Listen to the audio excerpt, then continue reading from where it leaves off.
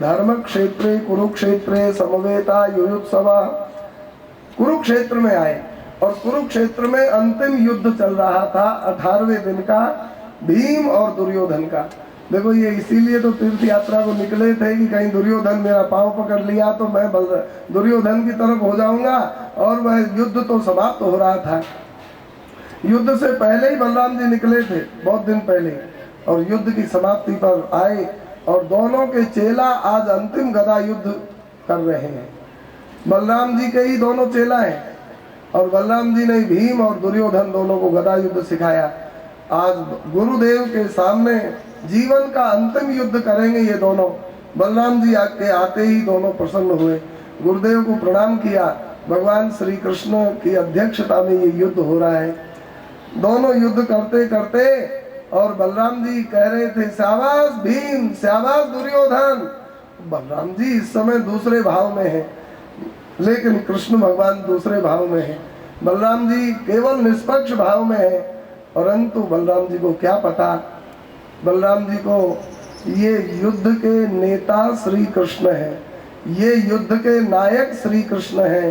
ये युद्ध धरती का भार उतारने के उद्देश्य से हो रहा है। इस समय पांडवों में भगवान कृष्ण ने महाकालत्व अधिष्ठित कर रखा है। महाकाल हो रहे पांडव, पांडवों से इस समय कोई भी टकराएगा वह टिक नहीं पाएगा, मरेगा, उसको मरना पड़ेगा, क्योंकि श्री कृष्ण महाकाल रूप से अर्जुन और भीम, युधिष्ठिर, नकुल, सहदेव पांचों में विराजमान है।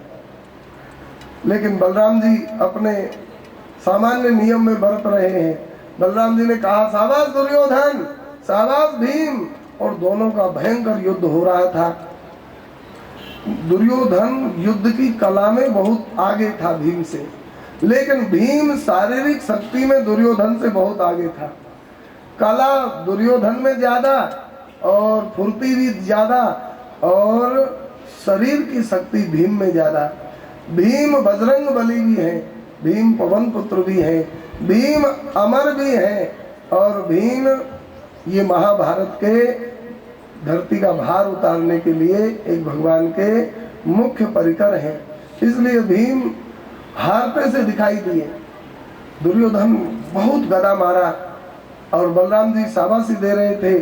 भगवान ने बलराम जी की दृष्टि बचाकर भीम दादा को कहा मजले भैया, जंघा पर इशारा करके मजले भैया, मजले भैया। भीम ने कहा हाँ। भीम को क्योंकि जरासंध के युद्ध से खूब अच्छी तरह से पता है, युद्ध से मैं जीत नहीं सकता हूँ, श्री कृष्ण के इशारे से मेरी जीत होगी। और किसी की भी जीत, यत्र योगेश्वरः कृष्णो यत्र पार्थो धनुर्धरः तत्र श्रीर विजयो भूतिर ध्रुवा नीतिर मतिर मम।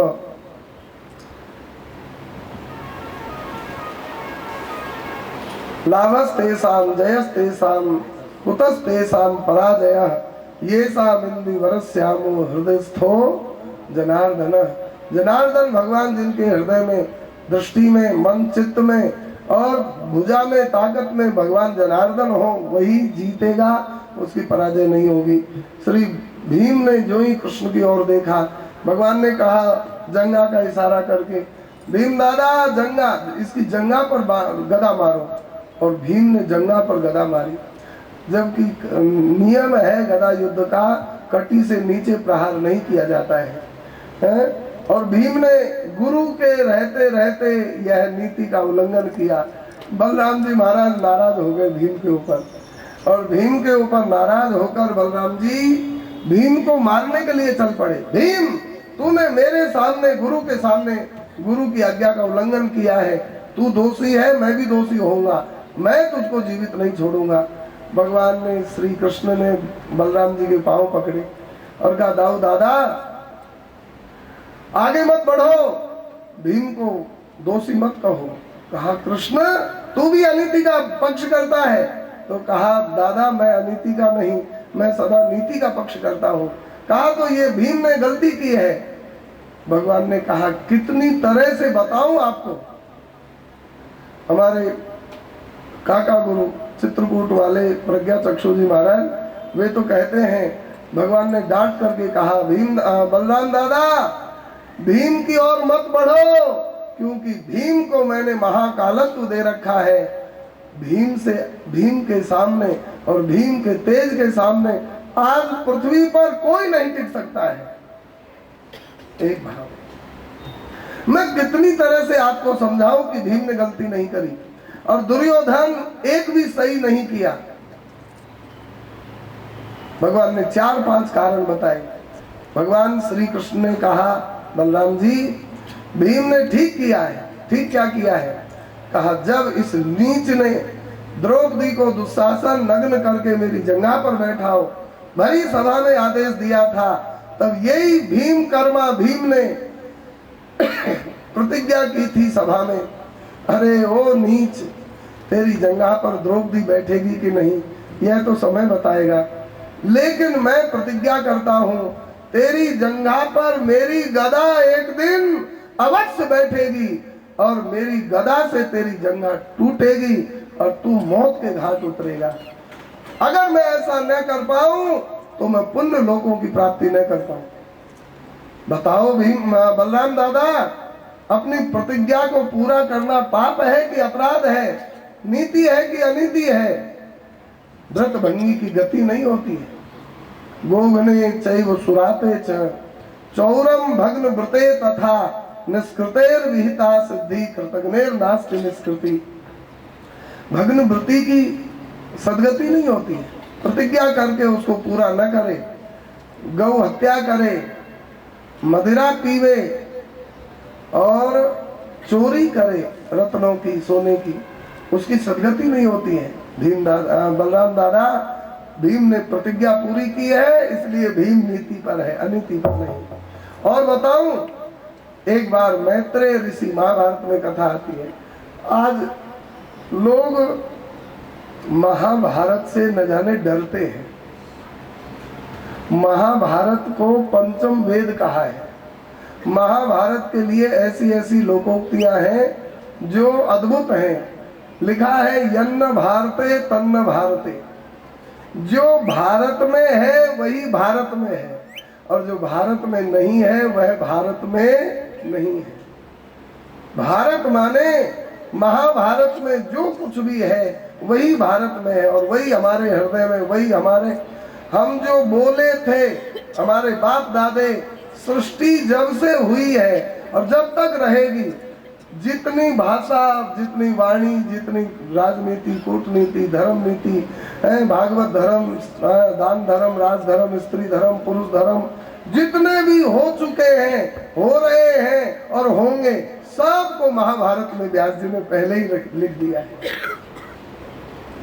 इसलिए कहा यन्न भारते तन्न भारते और यद भारते तद भारते।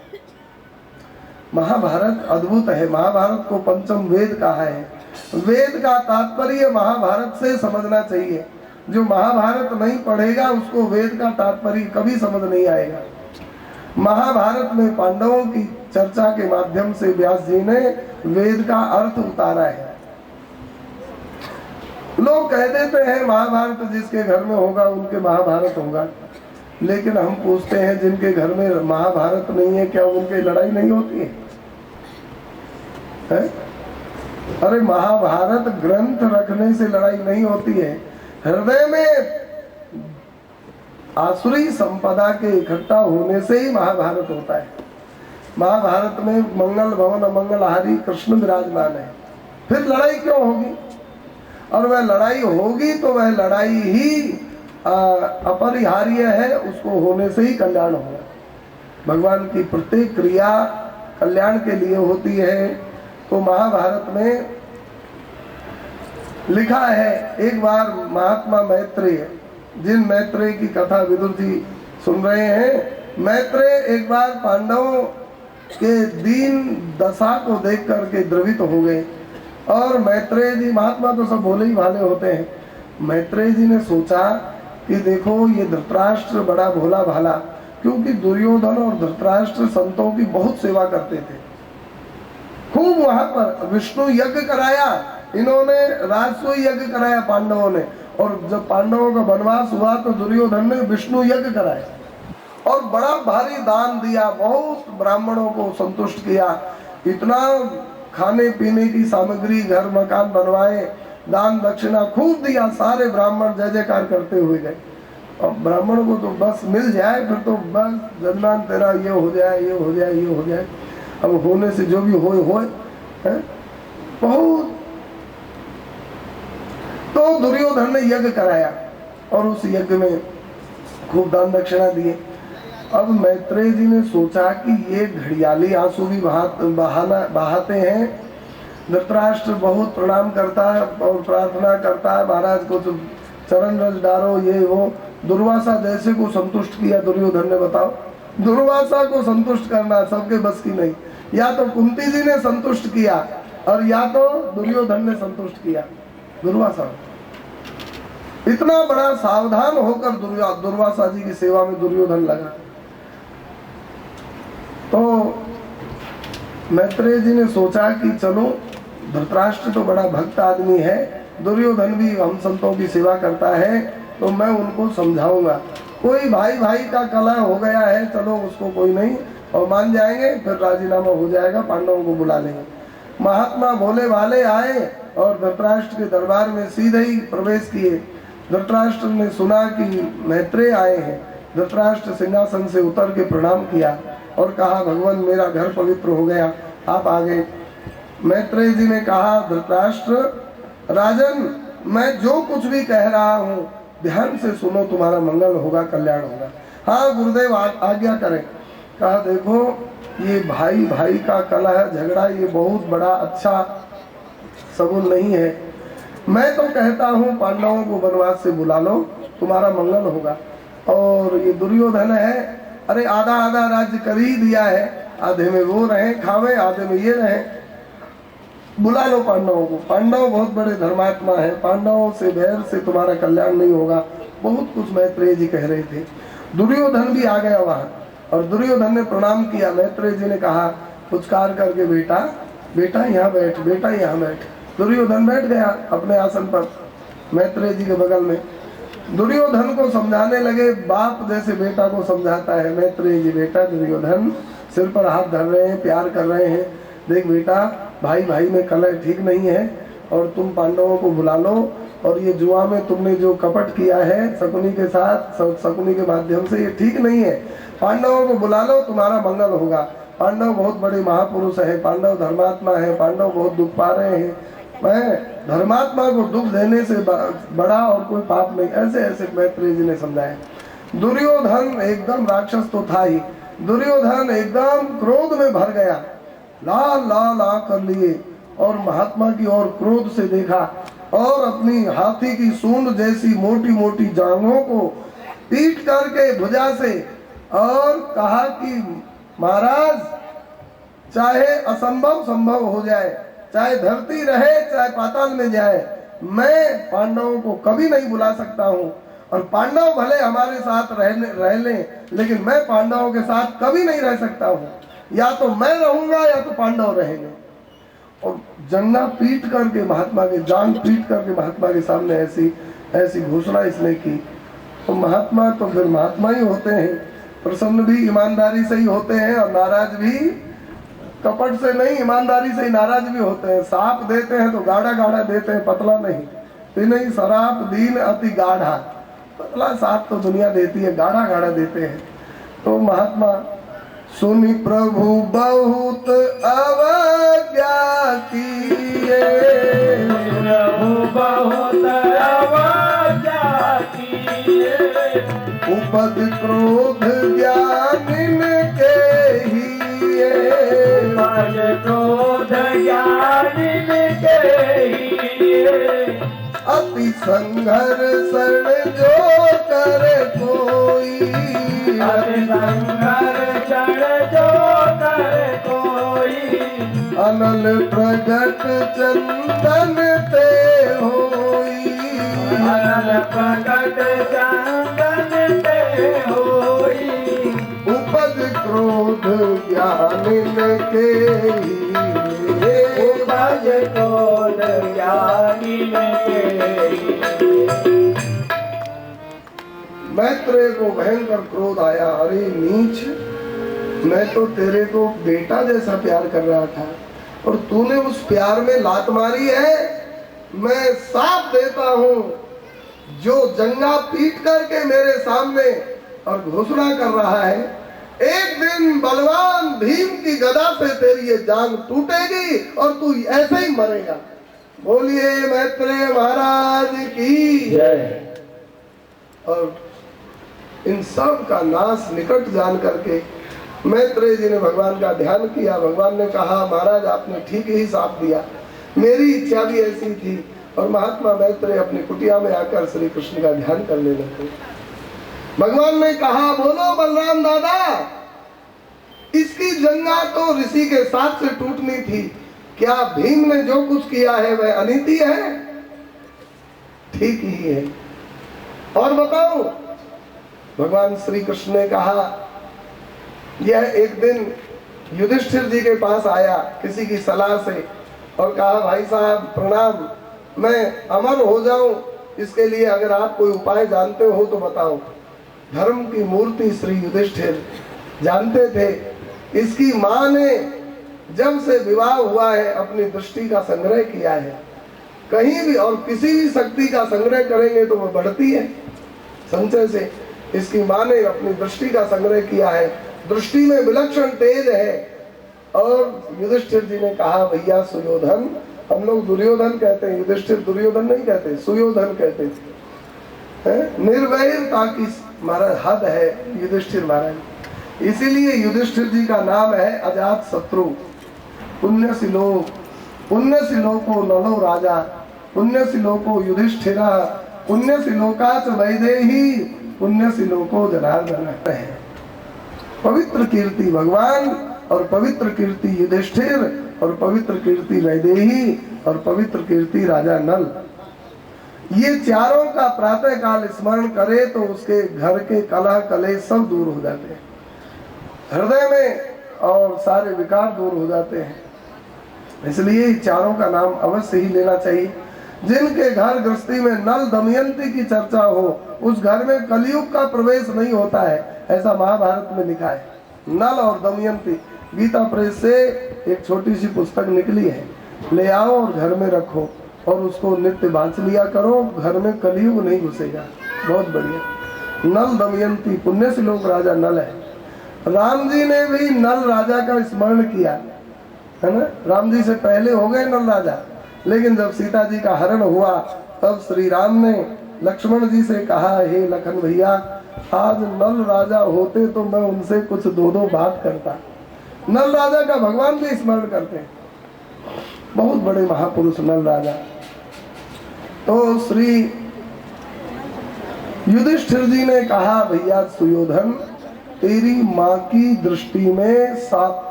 सतीत्व की सामर्थ्य तो है ही, उन्होंने दृष्टि का संग्रह किया इसलिए सामर्थ्य है। तू जा, तेरी माँ के पास जाकर ये प्रार्थना कर। दुर्योधन माँ के पास गया, जबकि गांधारी ने कभी भी विजयी होने का आशीर्वाद नहीं दिया दुर्योधन को, क्योंकि वह जानती है कि यह कितना बड़ा राक्षस है, इसने कौन कौन से कारनामे किए हैं गांधारी अच्छी तरह से जानती है। माँ के समान भाभी को द्रौपदी, अयोनिजा द्रौपदी, यज्ञ संभूता द्रौपदी का इसने क्या और भयंकर स्थिति करी थी वह अच्छी तरह जानती है। इसलिए दुर्योधन कई बार आया, माँ विजयी होने का वरदान दो। कहा, बेटा विजयी का तो नहीं, लेकिन जा तू युद्ध कर और जो परिणाम वो आएगा वह उसको भोगना पड़ेगा। आशीर्वाद नहीं दिया। गांधारी के पास अंतिम में गया, माँ मुझको अमर बना दो। कहा, बेटा अमर तो मैं क्या बनाऊंगी, मेरी जैसी 1000 सती भी तेरे ऊपर सारी सामर्थ्य उड़ेल दे तब भी तू अमर तो नहीं होगा। क्यों? क्योंकि अमर तो कृष्ण की कृपा से ही होता है, और कृष्ण का तू दुश्मन है, कृष्ण भक्त पांडवों का भी दुश्मन है। लेकिन अब तू आया है, मेरे में ममता है पुत्र के प्रति, इसलिए मैं ममता के अनुसार जो कुछ करूंगी। देख तू निर्वस्त्र होकर मेरे सामने आ जा और मेरी दृष्टि तेरे शरीर में पड़ेगी तो वहां पर और एक्स किरणों की तरह तेरा वह उतना शरीर वज्र हो जाएगा। जा। दुर्योधन बाल बच्चे वाला नग्न होकर के आ रहा था। भगवान श्री कृष्ण ने सोचा, ये धर्मात्मा युधिष्ठिर तो हमारे कि ये कराए पर चौका लगाने वाले हैं, दुर्योधन को मैं मारना चाहता हूँ और ये अमर बना रहे हैं। भगवान दौड़ करके वहां गए और दुर्योधन जब आ रहा था, गांधारी और दुर्योधन के बीच में भगवान प्रकट हो गए। भगवान ने कहा, दुर्योधन इतने दरिद्र और कंगाल हो गए, वस्त्र नहीं है, तू बैल कहाँ से आ गया यहाँ? कहा मैं कहीं से भी आ गया, मैं तो जा रहा हूँ, लेकिन तू इस तरह से कहा। कहा मैं माँ के पास जा रहा हूँ। तो माँ के पास, छोटा बालक तो ठीक, तू इतना बड़ा, अरे कम से कम जांघिया तो पहन ले, चड्डी तो पहन ले। भगवान की शिक्षा, भगवान किसी को कुछ समझाना चाहे, कोई भी ऐसा है, ब्रह्मा को तिनका बना दे या तिनका को ब्रह्मा बना दे भगवान। त्रनते कुलिस कुलिस त्रन करहि, पुलिस पुलिस करहि, आसुदूत बन कहु कि मिटरहि, आसुदूत बन करहि न करहि। आज दुर्योधन को बात ये समझ आई, ठीक कह रहे हैं कृष्ण। भगवान की बात ऐसे नहीं मानता, दुश्मनी मानता था, लेकिन भगवान तो फिर अव्यर्थ वचन भगवान के। गया, जांघिया पहन करके माँ के सामने आया। माँ ने देखा, उसने कहा माँ मुझको देखो। माँ ने पट्टी हटाकर पहली बार देखा, और देखा तो उसका शरीर जहाँ पर वस्त्र पर्दा नहीं था वहाँ वज्र हो गया। माँ हंसकर बोली, बेटा ये क्या, ये वस्त्र कौन क्यों पहना, कौन ने कहा? क्या करूं माँ, जैसे तूने कहा वैसे ही मैं आ रहा था, बीच में कृष्ण आ गया। कृष्ण आ गया, कहाँ आ गया? कहा तो तेरा तो नाश होगा। अब सुन, जहां पर मेरी दृष्टि पड़ी है वहां से तू नहीं मरेगा, लेकिन जहां पर दृष्टि नहीं पड़ी वहीं से ही कच्चा रहेगा, वहीं से मरेगा। और भगवान ने कहा, दाऊ दादा, ये नीच की जीवन लीला समाप्त होने का समय आ गया, और महासती का वचन, महासती की दृष्टि अव्यर्थ है, और जगह से ये मरता नहीं, और इसको मरने का समय आ गया। बोलो दाऊ दादा, जंगा पर गदा मारकर इसकी जंगा तोड़ना क्या अनुचित है क्या? ऐसे ही मृत्यु का इसका विधान था। दाऊ दादा तो देखते ही रह गए। भगवान जब भाषण करें तो भगवान भले बड़ा भाई बना ले, गुरु बना ले, जीव को माँ बाप बना ले, लेकिन जब भगवान अपनी में आते हैं तो सब हाथ जोड़ने के अलावा कुछ नहीं कर सकते हैं। परमात्मा श्री कृष्ण को प्रणाम करके, और बलराम जी कहे कि कृष्ण मैं क्या करूं? कहा जाओ, हो गई तुम्हारी यात्रा। एक ये सूत जी नहीं है, भीम